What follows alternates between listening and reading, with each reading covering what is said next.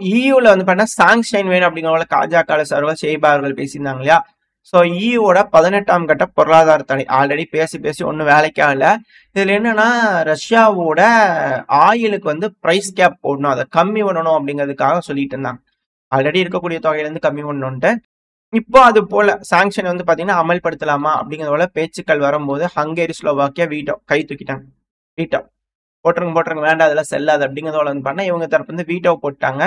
அது மட்டும் இல்லாம இந்த யூரோப்பியன் யூனியன் நாடுகள்ல மத்திய யூரோப்பிய யூனியன் நாடுங்கிறது அதிகப்படியா ரஷ்யாவை நம்பி இருக்காங்க. ஆயிலுங்கிறது அவங்களுக்கு வேணும், கேஸுங்கிறது அவங்களுக்கு வேணும். இப்போ துருக்கி வழியாவது எங்களுக்கு கொண்டு வந்து கொடுங்க, சுத்தி வரட்டும் அப்படிங்கிறத வாங்கிட்டு இருக்கிறாங்க. இப்போ லேட்டஸ்டா வரக்கூடிய இந்த பேக்கேஜ்ல திரும்பவும் இந்த ஆயில் கேஸுக்கான அழுத்தங்கள் ரஷ்யா மேல கொடுக்குறாங்க. இந்த காசெல்லாம் கம்மி பண்ண சொல்றாங்கன்னா யூரோப்பியன் யூனியன் நாடுகள் ஒத்துக்கிட்டு தான் ஆகணும். ஸோ அப்படி செய்யறாங்கன்னா இவங்களுக்குலாம் சிக்கலா தான் இருந்திருக்கும். ஹங்கேரி, செர்பியா, ஸ்லோவாக்கியா இது போல நாடுகளுக்கெல்லாம் ரொம்ப சிக்கலா தான் இருக்கும். பல்கேரியா, ஸோ இவங்கெல்லாம் சிக்கல்ல இருக்கனால அதுக்கு ஒத்துக்க மாட்டேறாங்க அப்படிங்கிற போல சொல்லப்பட்டு.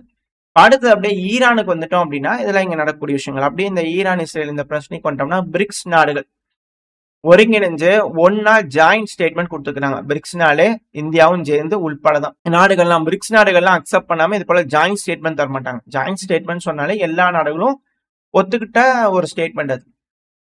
ஸோ என்ன சொல்லியிருக்கிறாங்கன்னா வன்மையான கண்டனங்கள் இஸ்ரேலுக்கும் அமெரிக்காக்கும். அதாவது என்பிடி காலையில நம்ம தெளிவா சொல்லியிருப்போம். ஸோ இந்த என்பிடியில இருக்கக்கூடிய ஒரு நாடு மேல நீங்க எப்படி அணு உலையில அணு என்ரிச்மெண்ட்ல ஸோ இது போல சைட் நியூக்ளியர் சைட்ல நீங்க அட்டாக் பண்ணுவீங்க, இது யூஎன் சட்டப்படியே தப்பு அப்படிங்கிறதோட பயங்கரமான கண்டனங்கள் பிரிக்ஸ் சப்போர்ட்ல பிரிக்ஸ் சைட்ல இருந்து போயிருக்கு. அமெரிக்காவுக்கு இஸ்ரேலுக்கும் எதிர்த்து போயிருக்கு. ஸோ ஈரானுக்கு ஆதரவா பிரிக்ஸ் நாடுகள் உள்ள வராங்க. இதுதான் இங்க இருக்கக்கூடிய விஷயம். இப்ப அடுத்ததுதான் மிக முக்கியமான விஷயம். ஈரானோட ஃபாரின் மினிஸ்டரான அப்பாஸ் அராச்சி அவர்கள் உண்மை சொல்லிக்கிறாரா பொய் சொல்லிக்கிறாரா தெளிவுபடுத்துறதுக்கான அடுத்த மிக முக்கியமான விஷயம் அப்படின்னா யூகே, பிரெஞ்சு, ஜெர்மனி E3 ஃபார்மேட்ல ஒரு மீட்டிங் நடந்தது. அந்த மீட்டிங்ல ஈரான் தரப்புன்னு என்ன சொன்னாங்கன்னா நாங்க நெகோசியேட் பண்ண வரல, லிசன் பண்ண வரோம். நாங்க சொல்றத நாங்க கேட்கறதுக்காக வரமே தவிர அதாவது செயல்படுத்துறதுக்காக இல்லை. என்ன பேசுறீன்னு கேட்கறதுக்காக வர சீஸ்ஃபயர் வேணும் மற்றதெல்லாம் பேசணும் அப்படின்னா தாக்குதலை நிப்பாட்டணும் அப்படிங்கிற சொல்லிட்டு வந்திருந்தாங்க. இப்படித்தான் அப்படிங்கிறது போல ஆணையிட்டு வந்திருந்தாங்க ஈரான். இப்ப அந்த ஆணைக்கு இணங்க இஸ்ரேல் தாக்குதலை நிப்பாட்டிட்டாங்க. இப்ப யூகே, பிரெஞ்சு, ஜெர்மனி எல்லாம் என்ன செஞ்சுக்கிறாங்கன்னா அதான் நிறுத்திட்டாங்களே, சீக்கிரமா வாங்க நெகோசியேஷன் டேபிளுக்கு வாங்க பேசிக்கலாம் ஈரான் அப்படிங்கிற கடுமையான அழுத்தங்கள் யார்கிட்ட இருந்து வந்திருக்குதுன்னா அப்பதான் இந்த மிடில் ஈஸ்ட்ல வந்து டென்ஷன் எல்லாம் கம்மியாகல, எல்லாம் பிபி பிரஷர் எல்லாம் சூட்டப் ஆகி எல்லாம் இருக்காங்க. ஸோ டென்ஷன் கம்மியாகணும் மிடில் ஈஸ்ட்ல அப்படின்னா சீக்கிரமா நெகோசியேஷன் டேபிளுக்கு வாங்கன்னு யூகேவோட பிரைம் மினிஸ்டர் கிர் ஸ்டார்மர் அவர்கள் வந்து பாத்தீங்கன்னா ஸ்டேட்மெண்ட்ல வந்து பாத்தீங்கன்னா அவரோட ஸ்டேட்மெண்ட் வந்து வந்துட்டு இருக்கு. மீடியாக்கள் இந்த டைப்ல பேசுவாங்களே, ஸோ அவர் தரப்பு ஸ்டேட்மெண்ட் வந்திருக்கு.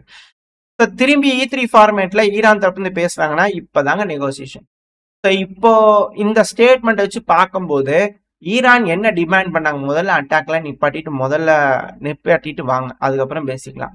இந்த ப்ரெஷரைசர்லாம் வேணாம், நாங்க ரிலாக்ஸா தான் பேசுவோம் அப்படிங்கிற சொன்னாங்க இல்லையா. ஸோ அதே போல ரிலாக்ஸ் ஆயிட்டு வந்து பேசுங்க அப்படிங்கிறது போல ஒரு அமைப்பை ஏற்படுத்தி கொடுத்திருக்குது யூரோப்பியன் யூனியன், அமெரிக்கா. இப்ப யாரு வழிக்கு வந்திருக்கிறா அப்படிங்கறது இந்த ஒரு விஷயத்துல இருந்து புரிஞ்சுக்க முடியும். அந்த E3 ஸ்டேட்மெண்ட் ஆரம்பிக்கிட்டோம், அந்த நாடுகள் ஆரம்பிக்கிட்டோம், மீட்டிங் ஆரம்பிக்கிட்டோம். ஸோ அதோட முடிவுகளை பொறுத்து நம்மளால தெரிஞ்சுக்க முடியும். ஏன்னா அதுக்கப்புறம் தான் வந்து பார்த்தா ஈரான் இந்த நியூக்ளியர் என்ரிச்மெண்ட் பண்ணுவாங்களா மாட்டாங்களா, ஏகப்பட்ட விஷயங்கள், மிசைல் எந்த அளவுக்கு செய்வாங்களா இல்ல செய்ய மாட்டாங்களா அப்படிங்களா இதுக்கப்புறம் தான் இருக்கு. அதை வச்சு ஈரான் ஜெயிச்சுக்கிறாங்களா தோக்கனா அப்புறம் அடுத்த ஒரு விஷயம் பார்க்கலாம். ஆனா இப்போ வரைக்கும் தெளிவா தெரியக்கூடிய விஷயங்கள் ஈரானுக்கு எந்த ஒரு சிக்கலும் இல்லை அப்படிங்கிறது போல. அது மட்டும் இல்லாம இஸ்ரேல் வந்து பாத்தீங்கன்னா 2 ட்ரோன்களை இன்டர்செப்ட் பண்ணிக்கிறோம் அப்படிங்கிற இஸ்ரேல் தரப்பு ஸ்டேட்மெண்ட் வந்திருக்கு. அது இஸ்ரேல் என்ன சொல்றாங்க, இந்த UAE எல்லாம் வந்து பாத்தீங்கன்னா நாங்க இஸ்ரேலோட ஏர் ஸ்பேஸ்க்கு பக்கத்துல வர்றதுக்கு முன்னாடி இஸ்ரேலுக்கு வெளியே வச்சு டவுன் பண்ணியாச்சு, ஆனா இது ஈரான் லான்ச் பண்ணிருக்கலாம் அப்படிங்கிறது போல இஸ்ரேல் தரப்பு குற்றச்சாட்டுகள் வருது. இதுல என்ன பார்க்க வேண்டிய விஷயம்னா ஈரான் மிசைல் அனுப்புறாங்களோ ட்ரோன் அனுப்புறாங்களோ அதை பத்தி கவலை இல்லை, இஸ்ரேல் தாக்கக்கூடாது, இதுதான் இங்க இருக்கக்கூடிய விஷயம். ஸோ அதுக்கு ஏற்ப ட்ரம்ப் அவர்களோட கட்டுப்பாட்டின் பேச்சு இந்த அடிப்படையில இஸ்ரேல் தாக்குதலை நிப்பாட்டிக்கிறாங்க அப்படிங்கிறத மட்டும் புரிஞ்சக்கூடிய. இதுக்கெல்லாம் எந்த ஒரு ரிட்டாலியேஷனும் பண்ணல. அது இன்னைக்கு வரக்கூடிய செய்தி, இது இன்னைக்கு வந்து சொல்லிக்கிறாங்க இஸ்ரேல் தரப்பு. அப்படியே நம்ம ஈரானுக்குள்ள போயிட்டோம் அப்படின்னா கடந்த 12 நாள்ல 700 நபர்கள் கிட்ட அரெஸ்ட் பண்ணிக்கிறாங்க. இது இஸ்ரேல் தரப்புல கன்ஃபார்ம் பண்றாங்க. ஈரான்ல இது போல அரெஸ்ட் பண்ணிக்கிறாங்க அப்படிங்கிறது போல. அதுவும் 10,000 யுஏவிக்கள், பல்வேறு ரகமான யுஏவிக்கள் வந்து பாத்தீங்கன்னா பிடிச்சிருந்துக்கிறாங்க. இந்த மொசாட் ஏஜென்ட்ஸ்லாம் இருப்பாங்க இல்லையா, இந்த இஸ்ரேலுக்கு உதவக்கூடிய மேற்குக்கு ஆதரவா இருக்கக்கூடிய நபர்கள், மொத்தம் 700 நபர்கள், எல்லாமே ஏஜென்ட்ஸ் அப்படின்னு கூட சொல்றாங்க. 700 நபர்களை பிடிச்சிருக்கிறாங்க. சந்தேகத்தின் அடிப்படையில கையங்களமா பிடிச்சிக்கிறோம் அப்படிங்கிற ஈரான் தரப்புன்னு சொல்லிக்கிறாங்க. அது கூடவே 10,000 ட்ரோன்களையும் பிடிச்சிருக்கிறாங்க. அப்படின்னா அதிகப்படியான எண்ணிக்கையில மொசாடோட நபர்கள் இப்போ ஈரான் கிட்ட இருக்கிறாங்க. இப்ப பேச்சுவார்த்தை மற்ற விஷயங்கள்லாம் நடக்குது அப்படின்னா நெகோசியேஷன் டேபிள்ல ஆல்ரெடி வெயிட்ங்கிறது ஈரானுக்கு தான் இருக்கு. அது மட்டும் இல்லாம இந்த பிரச்சனையை இவ்வளவு தூரம் விட்டு கொடுத்து போறதுக்கான காரணம் என்ன அப்படின்ற ஒரு கேள்வி வருது. அமெரிக்கா ஏன் விட்டு கொடுத்து போகணும்? அமெரிக்காவோட மிலிட்டரி பேஸ்லயே அடிச்சுக்கிறாங்க. இது உலகத்துல வரலாறுல எழுதும் போது, பிற்காலத்துல படிக்கும் போது, படை சூழ ஈரான் மாதிரி நிற்கும் போது ஈரான் தைரியமா வந்து பாத்தீங்கன்னா அமெரிக்கா பேஸ் அடிச்சாங்க அப்படிங்கிற சொல்லப்பட்டோம் இல்லையா. இது போல விஷயத்துல நடந்துமே ஏன் அமெரிக்கா விட்டு கொடுத்து போறாங்கன்ற கேள்வி வருது இல்லையா. அதுக்கான கேள்வி இப்ப ஜின்பிங் அவர்களுக்கு ஸ்டேட்மெண்ட், அந்த சீனா கிட்ட இருந்து வரக்கூடிய ஸ்டேட்மெண்ட் இருக்கு. ஏன்னா சீனாவோட அதிபரான ஜின்பிங் அவர்கள் இருக்கிறா இல்லையா, பிக்ஸ் மீட்டிங் இப்போ நடக்க போகுது ஜூலை மாசத்துல ரியோ டி ஜெனரியோல. இந்த பகுதியில நடக்கக்கூடிய அந்த மீட்டிங்க்கு வந்து பாத்தீங்கன்னா நான் வர முடியாதுங்க அப்படிங்கிறது போல இவங்க தரப்பு வந்து ஃபர்ஸ்ட் சொல்லியிருக்கிறாங்க. பிரிக்ஸ் சமிட்ல முறையா சீனா வரல அப்படின்னா என்ன காரணம்? அது மட்டும் இல்லாம இப்ப ரஷ்யால இருந்து டெலிகேஷன் சீனா கூட வந்து பாத்தீங்கன்னா பேசிட்டு இருக்காங்க. ஸோ இங்க ஒரு மிக முக்கியமான மீட்டிங்லாம் நடந்துகிட்டு இருக்கு. அதை ஃபாலோ பண்ணிருக்கு. அதுல இருக்கக்கூடிய அப்சர்வேஷன் ஏதாவது முக்கியமான விஷயங்கள் நடந்து அடுத்து பார்க்க ஆரம்பிக்கலாம். பட் ஆனா சில அனலிஸ்டோட கணிப்புகள் என்னன்னா, இந்த பிரிக்ஸ் சமிட்டுக்கு முன்னாடியோ இல்ல இந்த பிரிக்ஸ் சமிட் நடந்த சில நாட்கள்லயோ சீனா தைவானை பிடிக்கிறதுக்கான வேலைகள்ல மும்பரமா இறங்குவாங்க அப்படிங்கிறது போல சொல்லப்பட்டுட்டு வருது, ப்ரிடிக்ட் பண்ணிக்கிட்டு இருக்காங்க. ஸோ அந்த ஒரு காரணத்தினால இது போல பிரிக்ஸ் சமிட்டுக்கு வரமாட்டேன் அப்படிங்கிற சீனா தப்புன்னு சொல்றாங்க. ஏன்னா இது வரைக்கும் பிரிக்ஸ் சமிட்ல அட்டன் பண்ணிடுவாங்க. சீனா எல்லா டைம்லயுமே அட்டன் பண்ணுவாங்க, எங்க நடந்தாலும் போய் அட்டன் பண்ணுவாங்க. இப்ப அட்டன் பண்ண மாட்டேறாங்க அப்படின்னா என்ன காரணம்? அவங்க கிட்ட கேட்டோம்னா ஆல்ரெடி நாங்க பார்த்தாச்சுங்க, எல்லாம் தனியா லூலா அவர்கள்ட்ட பேசியாச்சு, அதனால வரல, பேசுறதுக்கு ஒண்ணுமில்லை அப்படின்னு சொல்றாங்க. இல்ல பிரிக்ஸ் மீட்டிங்ல மிக முக்கியமான விஷயங்கள் எதுவும் எடுக்க முடியாது, வேஸ்ட் அப்படிங்கிறதுனால சீனா வந்து பிரிக்ஸ் மீட்டிங் போறதை விட்டுட்டாங்களா, அது வேஸ்ட் அமைப்புங்க அப்படிங்கிறத. ஏன்னா டொனால்டு ட்ரம்ப் அவர்கள் சொன்னார் இல்லையா, அந்த பிரிக்ஸுங்கிறது செத்து போச்சு அப்படிங்கிற சொன்னார் இல்லையா. அது போல ஒரு காரணமாகவும் சில அனலிஸ்டர் வந்து பாத்துக்கிட்டு இருக்காங்க. என்ன ஏதுங்கிறத இன்னும் சில நாட்களை தெரிஞ்சிடும். ஸோ சைனா தைவானை பிடிப்பாங்களா? ஏன்னா நேட்டோ மீட்டிங்ல சைனாவை பத்தி பேசிக்கிறாங்க. நம்ம போன பதிவுல பார்த்திருப்போம்.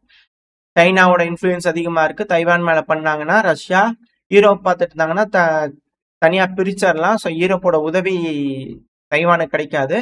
ஸோ அதை பயன்படுத்தி சீனா வந்து தைவானை பிடிக்க பார்ப்பாங்க அப்படின்னு காலையில பதிவுலயே நம்ம பார்த்தாச்சு. நாட்டோட செக்ரட்டரி ஜெனரல் மார்க் ரூத்தி அவர்கள் தரப்பு ஸ்டேட்மெண்ட் வந்தது. ஸோ இப்போ ஈரான் அமெரிக்காவை அடிக்கிறாங்க, நான் எஸ்கலேட் பண்ணத்தான் செய்வேன், உங்க பேசினா கேட்க மாட்டேன், வேணும்னா சண்டை தான் அப்படிங்கிற அவங்க தரப்பு இருந்திருக்காங்க இல்லையா. ஸோ ஒரு வேலை நடக்குதுன்னா லாங் டேர்ம் வரா ஒரு மிக பெரும் அளவுல யுத்தத்துக்கு ஈரான் தயாராகும். ஸோ ஒரு லாங் டேர்ம் யுத்தமா மாறும். ஆல்ரெடி வந்து பாத்தீங்கன்னா இஸ்ரேலுக்கே சப்ளை பண்றதுக்கு முடியல, அடுத்து உக்ரைனுக்கு வேற சப்ளை பண்றதுக்கு முடியல. அது 28,000 ட்ரோன்கள் வருதுன்னா எந்த அளவுக்கு மிசைல் கொடுத்துருக்கணும். அது ஓகே, அது போக மிசைல்ல ஒரு கவுண்டே சொல்லல ஜெலன்ஸ்கி அவர்கள்.